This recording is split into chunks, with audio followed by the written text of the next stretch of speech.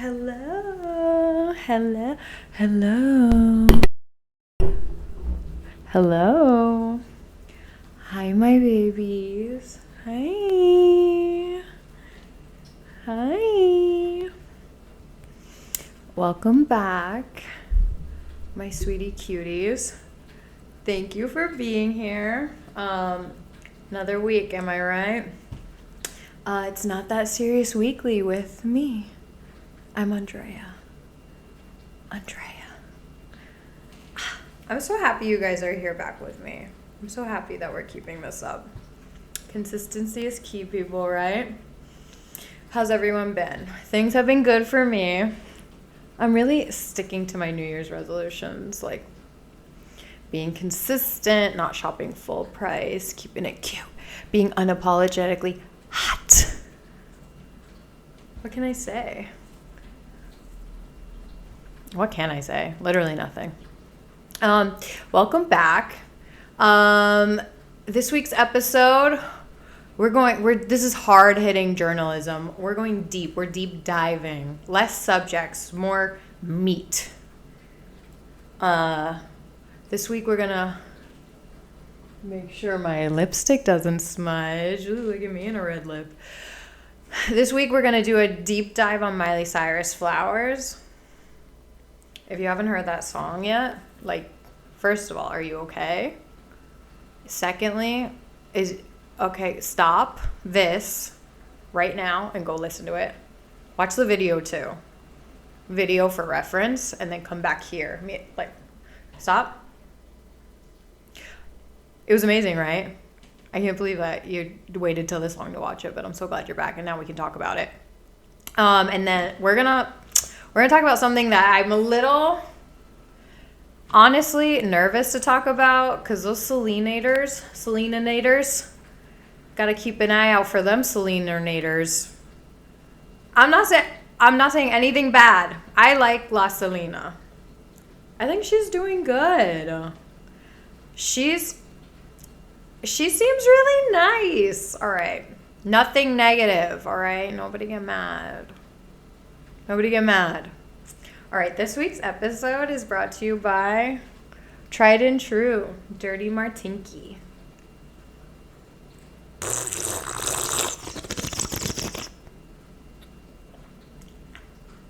So good. Look at that red. So good. Like icy cold. I could even drop an ice in it. That would be good too. So cold. You know, that's justice for the girlies that put ice in their wine, their white wine.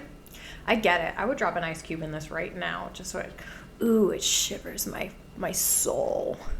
So cold. Ooh, so cold.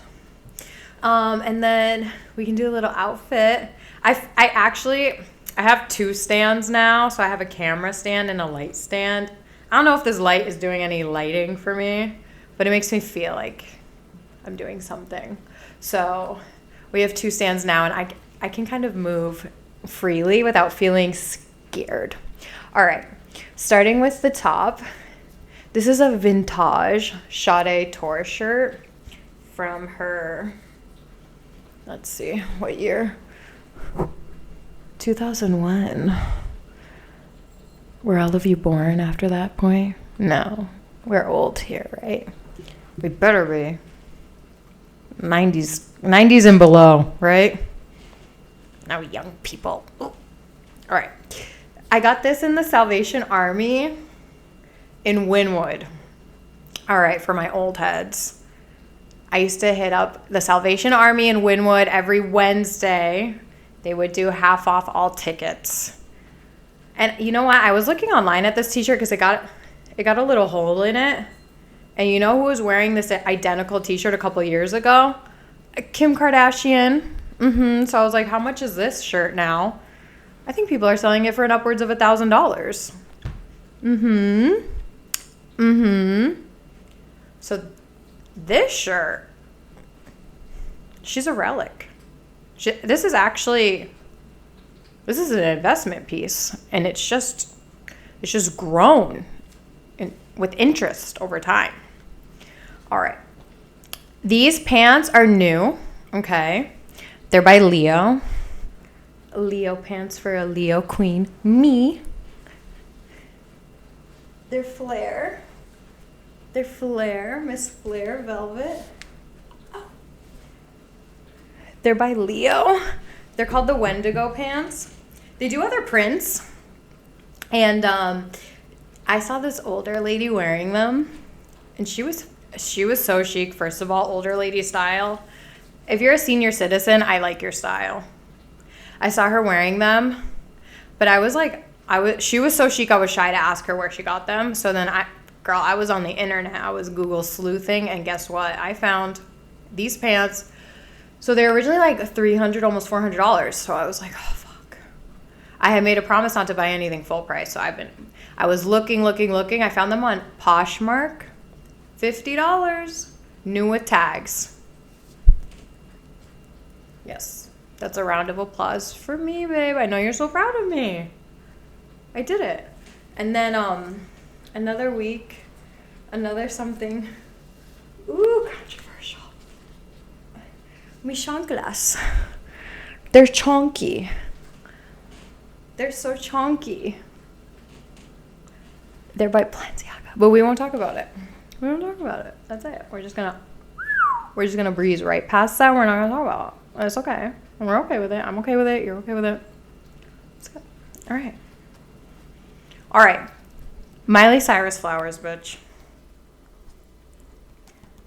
That's the song of my fucking year. I can already tell. It's January. I can't stop listening to it. I'm like, something about that song. I think that song should be played for all younger people. I was going to say all younger girls, but no, I think it should be played for all younger people. Something about that song, it's so empowering. It's literally educational. Teaches you, you know what? You can love someone, but how in the hell are you going to love someone if you don't love yourself? RuPaul. Amen. You have to have self-love before you can love someone else. I just think her music, bitch, so empowering. Her voice so raw. I love her so much. But the fans were going off for some Easter eggs in there. And I'm not like a huge Easter egg kind of person. To be honest, I don't quite understand Taylor Swift in general. I know, very controversial opinion. Not for me. Maybe, I don't know. Should I give her a try? Can you guys suggest like songs? I just never. Not for me. I'm so sorry. But Taylor Swift, it's the Easter eggs. Like, people go crazy over the Easter eggs for her songs and her music videos. But Miley Cyrus Flowers, I did some research for you guys. I know. I got out my little glasses and I was doing some detective work. We're going to go through the Easter eggs in the Miley Cyrus Flowers video right now. Okay, so first of all, the date it was released. So Flowers was released in the US on January 12th, but because of like the time zones, it was released on January 13th in Australia. Okay, so if you're familiar with Miley Cyrus history, her ex-husband, Liam Hemsworth, is from Australia, okay? So if we rewind it back, basically the song is about their breakup, okay? They were married. They got married in 2018. They divorced like shortly after, like in 2019, okay? But they had like a lot of history together. I think they started dating the first time when like they were both like 16. So there's a lot of history there. Okay, so just in general, like the release of the song on his birthday, okay? Like, our ears are up. We've got his attention now, okay? So, first verse, built a home and watched it burn. Okay, so that seems to be referring to their Malibu home, which unfortunately was lost in the wildfires in 2018. So Hemsworth, I was looking around. Hemsworth sold the property in 2020. I was going to say 23. In 2020 to an unidentified buyer in an off-market deal for $3.8 million. Okay? And it seems like he took a hit on that one, baby, because he originally purchased the 7.4-acre place for $6.8 million in 2014. I'm giving you facts today. We're coming with the numbers. Okay? So I'm just hoping he's like being smart with his like little Hunger Game checks, because I was like, this really brought me down a rabbit hole, honey, because I don't need to know this much about Liam Hemsworth, but I'll do it for Miley. So the last project he was really in, according to IMDb, was it was called Poker Face. Like, have you heard of it? I hadn't heard of it. Yeah, I had to like look for more info. So he was in the movie Poker Face with Russell Crowe. And also in the movie was his sister-in-law, Elsa Pataki, married to his brother, Chris Hemsworth, Thor. It had a 5.1 rating on IMDb. Oh, girl. I don't even know where you can watch that. Like, can you even stream it somewhere? I don't know.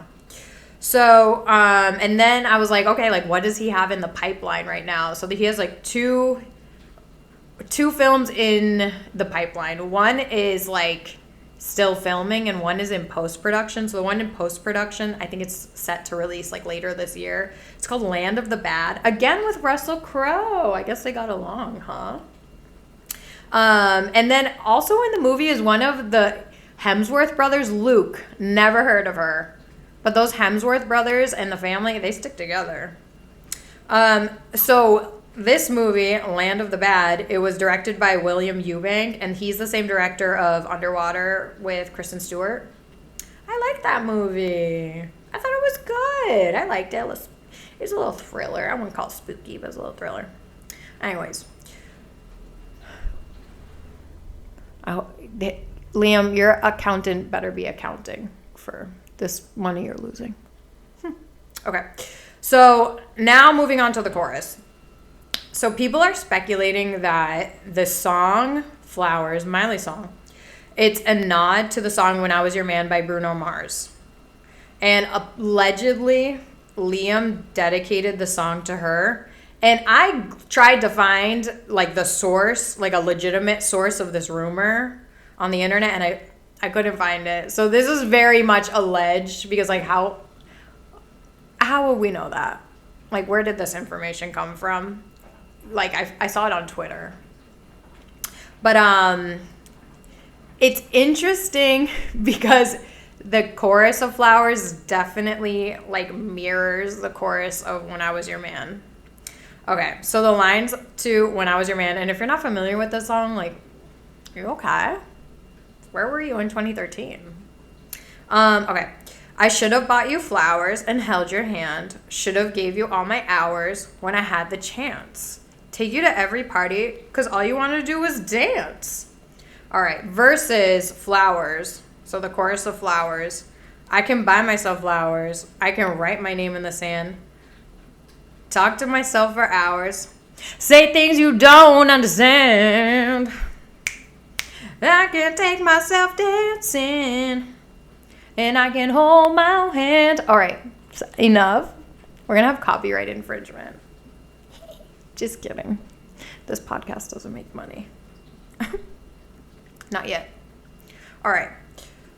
But you see that? It definitely, like, it mirrors it. Like, she touches on every single thing that he says in his fucking chorus, Bruno Mars. All right. But I do think it would be fucking weird if Liam Hemsworth had dedicated that song to her, because it's a breakup song, too. It's not like a love song. I don't fucking know. Whatever.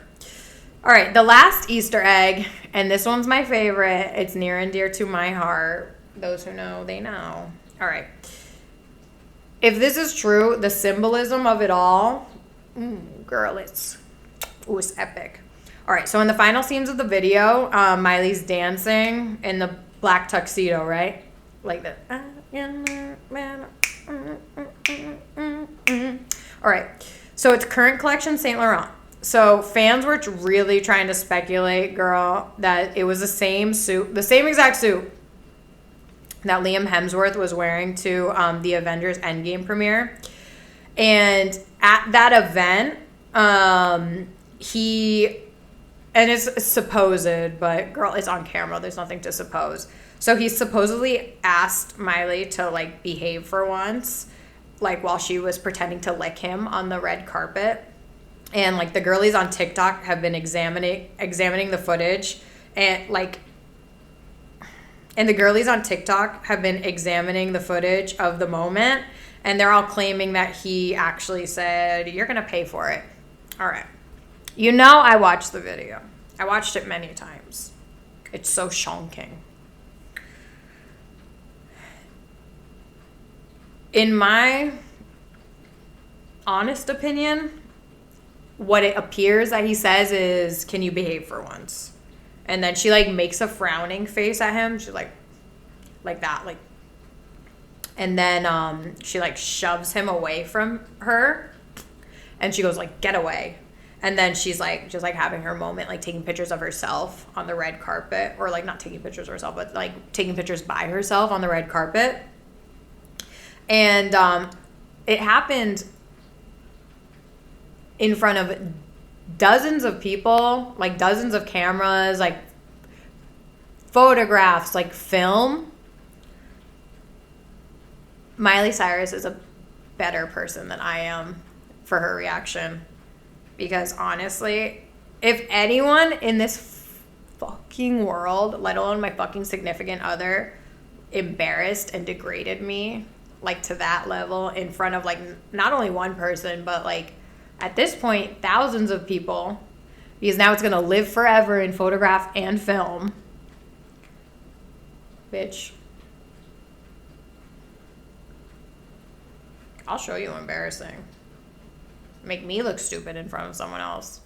I'll show you fucking embarrassing. The only end game at that premiere would have been his life. And like, it's so fucking humiliating. Like, that's so like misogynistic, honestly, to like chastise her in front of countless people and he's gonna live on the internet forever. Like, fuck him. If he never did anything else, just that, fuck him. Period. Fuck him. So anyways, it's not the same tuxedo, all right? It's clearly a different jacket. If you like look at the lapels, they're two different widths. Hers are like much wider. Liam is wearing the like classic peaked lapel tuxedo by Saint Laurent, and that's part of like the core collection. You can go on the internet and buy it right now in men's. It has a narrower lapel compared to the one Miley was wearing, which I'm almost certain it was the runway collection. Its current collection, it's women's. And either way, she's wearing Saint Laurent throughout the entire video, like new collection and vintage. She's wearing something by Yves Monsieur Saint Laurent himself from like 1993. The gold look in the end, that's vintage Saint Laurent. And she wears Saint Laurent like frequently. She wears it a lot. She looks fucking fabulous in it. Like, Saint Laurent was made for her. Saint Laurent's vibe, like rock star wife, like that's her vibe, except for someone else is gonna be her wife and she's the rock star. But like beyond her actually wearing the Saint Laurent tuxedo, the symbolism of her dancing like so carefree and happy in the suit at the end of the video, I think it just like speaks volumes for like how she feels in her life right now, like happiness. It's just like, it's like that picture of Nicole Kidman when she's like leaving her divorce, like after her divorce is finalized and settled with Tom Cruise, and she's like in the street, like that's the vibe right there. So honestly, it's hard to definitively say she intentionally wore the Saint Laurent tuxedo as a nod to that disgusting moment, but if that all was intentional, either way, it's a delicious coincidence. And if you haven't, please stream Flowers by Miley Cyrus immediately now. We won't get the rest of the album till March.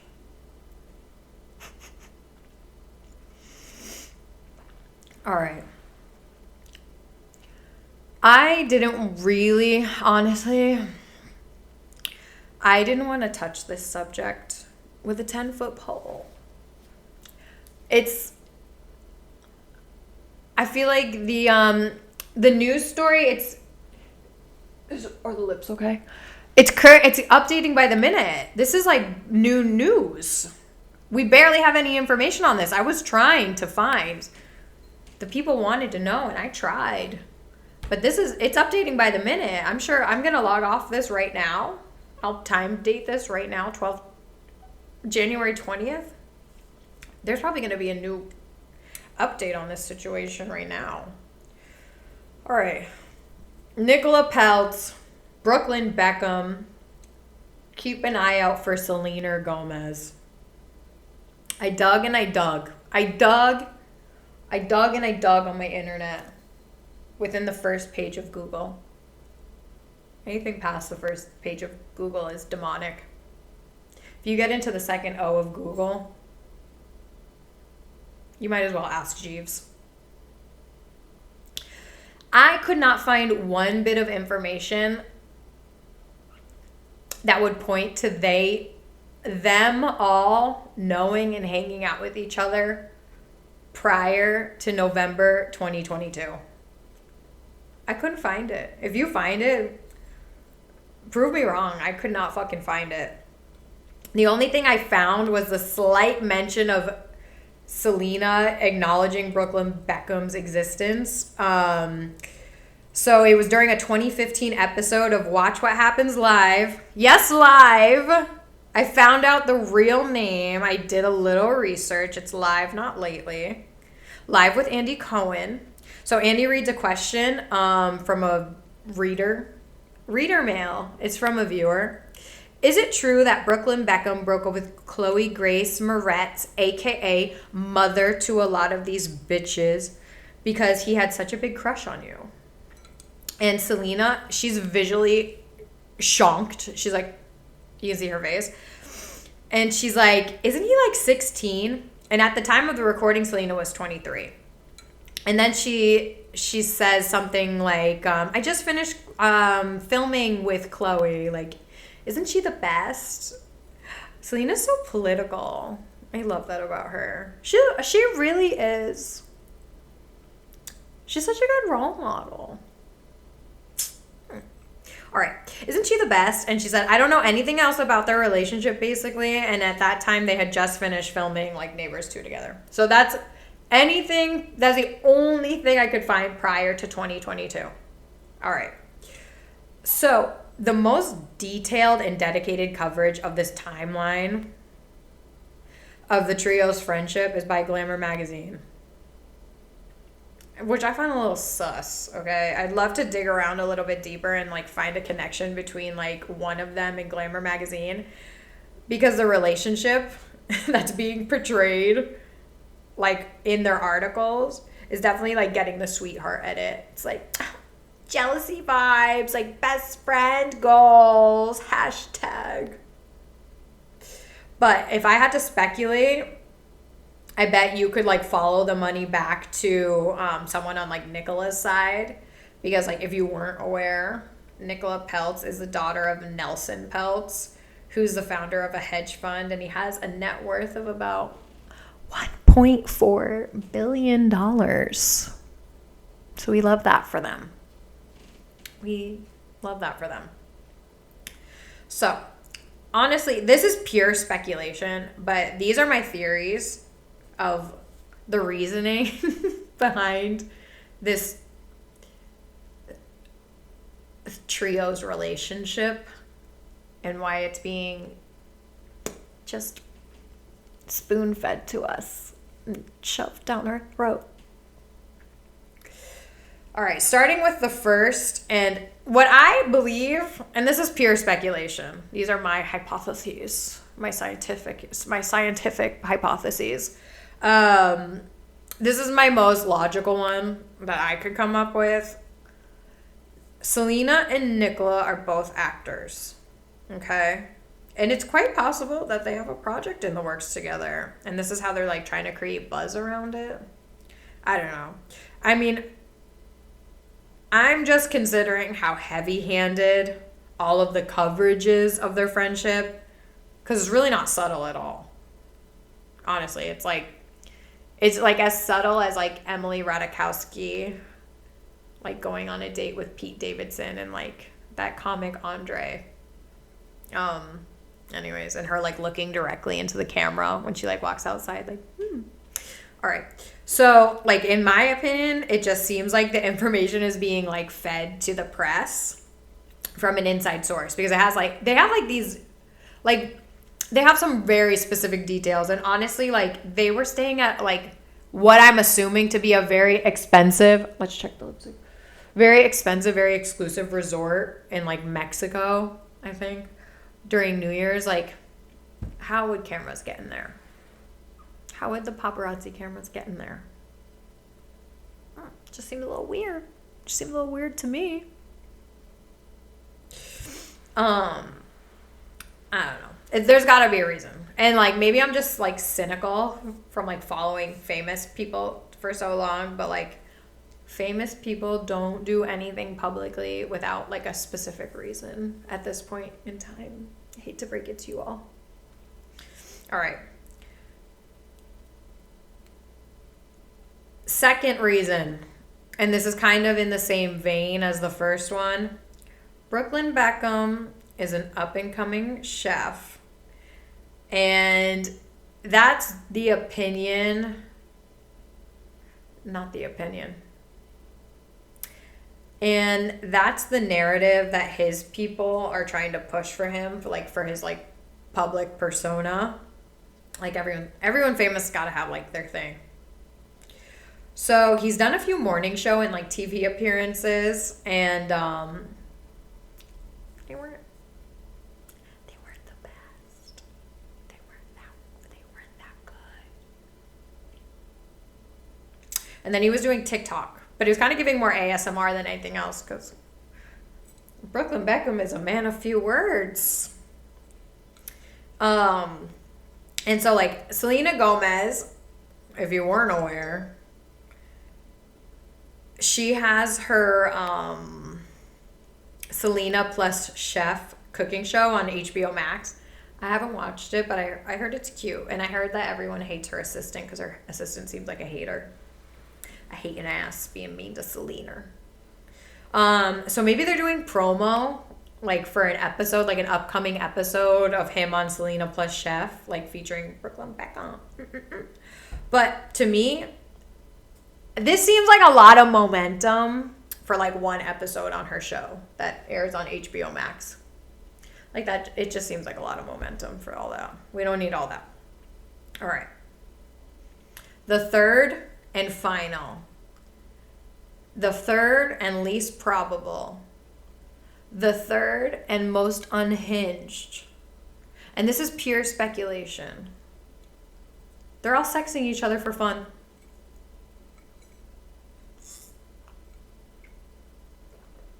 Brooklyn Beckham is sister-wiving Selena and Nicola.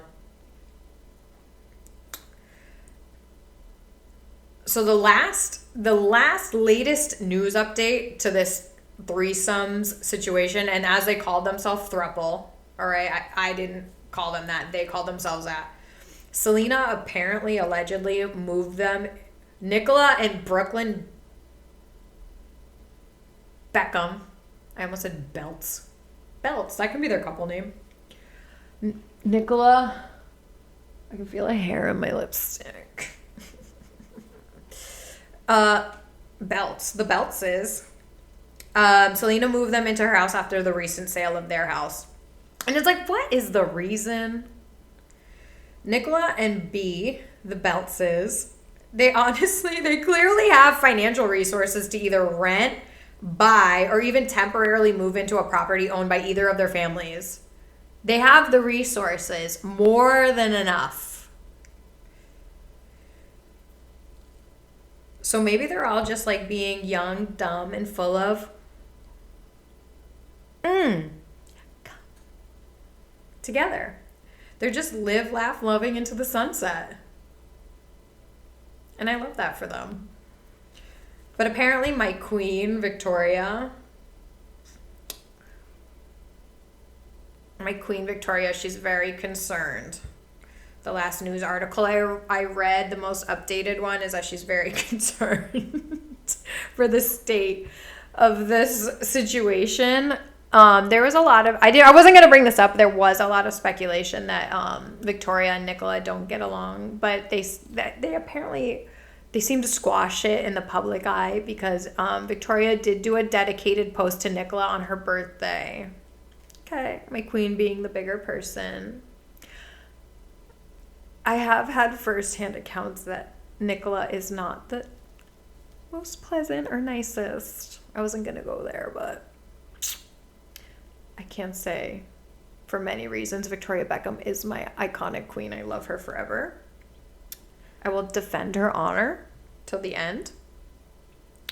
And like, I can see Victoria's side as a mother, like being concerned that your adult child and his wife are moving into like this spinster 30-year-old's house. But like, honestly, at the end of the day, they'll be fine. Everything will be fine. No matter what happens within those four walls of Selena's house,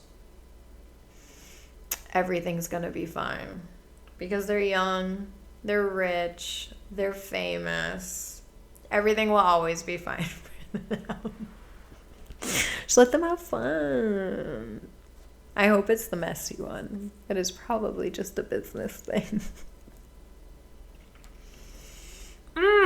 All right, we're gonna close out the show with our classic segment, things I'm into this week. All right. I feel like I have a hair and as long as you guys can't see it, I can feel it. But as long as you guys can't see it, that's all that matters to me. I just want to look good for you guys. All right, things I'm into this week. All right, I finally found 2 pairs of jeans I love. I love them. And they weren't full price. Oh, girl, they were not full price. You know, round of applause. So, one from Mousy Vintage. I think that's how you say it. And the other one was from Reformation. And honestly, I had given up on Reformation because it did not work with my ethnic body. But I found a way. All right, so I wanted to thank friend of the pod, Jen, for letting me know that Mousy was on sale at Saks Off 5th online. So I ordered 3 pairs. They canceled one. The 2 came. One was too tight. Honestly, I was like pushing it with the size I ordered. But now I know. But the one that worked for me, ooh, she's good. She's so good. And it's like so it's Japanese denim. So if you didn't know, the best denim in the world is from Japan. So it's like stiff, not a lot of stretch, and it's gonna just age like amazingly. I can't wait for it to just mold to my body with my body warmth. But and so I was running errands and I brought the one that was too tight. I brought it back to Saks Off 5th. What a mess lipstick is. What a mess. I brought it back and then I found a pair of Reformation jeans. And they were like 3 sizes bigger than like what I typically wear. But I tried them on and they were like, perfect. They were like low rise and baggy and like straight through the leg and like no distressing at all, which is like something I've been looking for so long. Like even it has like the original hem on the bottom, like no distressing at all.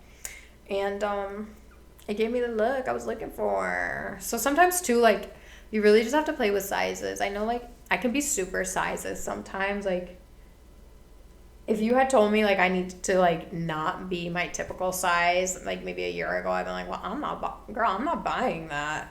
But I'm being more open. Like the size is just a number, and like every brand uses different size models, so you're gonna be different sizes in every brand because like it's shaped to some other human's body. Yeah. I follow the size model for Chanel. It's a human. Yeah. Her name's Amanda Perez. She's very chic. She's a good follow on Instagram. All right. Second thing I'm into this week. My Tender is the Flesh book.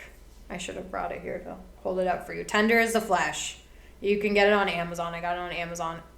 Ooh, it's so dark-sided and demented. But it's a very quick read. The chapters are really short, so it really makes you feel like you're like making real progress on the book, even if you only like, I spend like an hour every night or so reading. It's addicting. So it's about, give a little top side.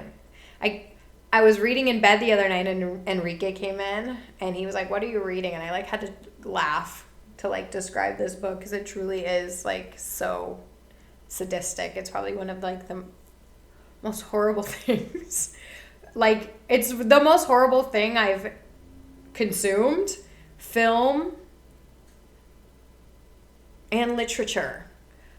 Film, maybe not film. I mean, it's definitely up there in film because I've seen a lot of fucked up things, but in literature, in books, definitely the most dark-sided that I've read to date. I'm like starting to get into horror novels. Because I really do love thrillers like Gillian Flynn. Ooh, I slang through all of those things. All right. Tender as the Flesh is about a dystopian universe where all of the animals on Earth become diseased and humans are now raised for slaughter as meat. We love that. And it's not for the squeamish. They really go into detail about the processes for processing the meat. And lastly, the author is una mujer from Argentina, and we love that. We love that. Queens supporting queens. All right. The last thing I'm into. It's very concerning. Caused me quite a bit of stress today. I'll take a last swig for this one.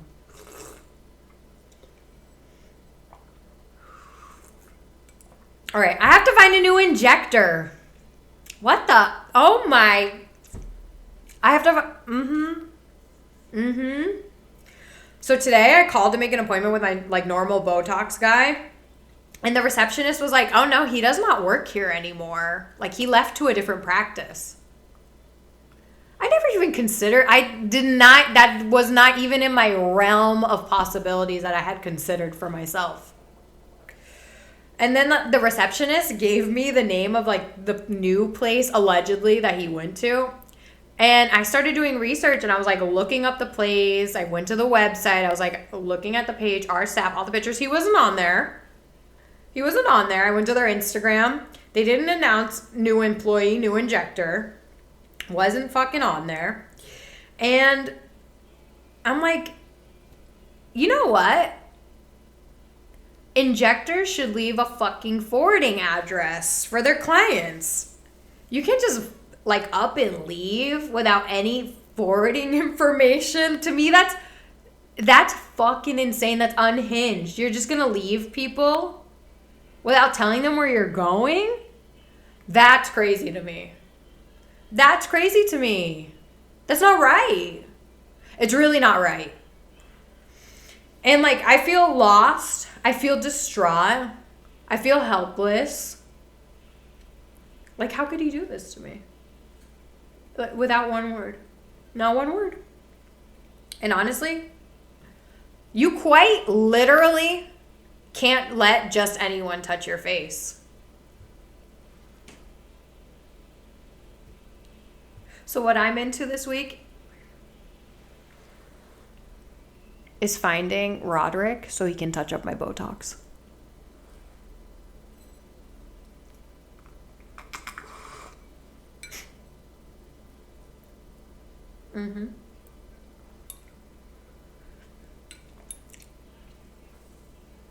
We did it! Yay! Another week with you. I love spending time with you. It's one of my favorite things to do. It makes me so happy. And actually this week, the subjects were submitted by you guys. Thank you so much. That's exactly what I wanted. I wanted listener participation.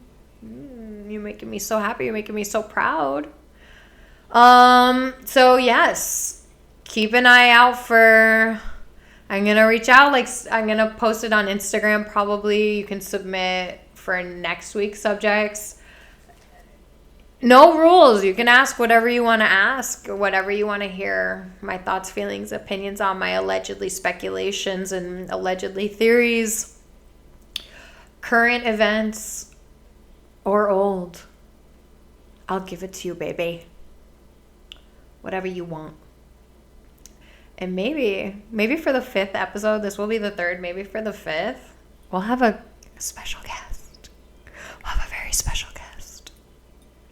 Just have to find out someone. We have to find someone. Anyways. All right, guys. Thank you so much for tuning in. I love you so much. I appreciate you so much. I can't tell you guys enough.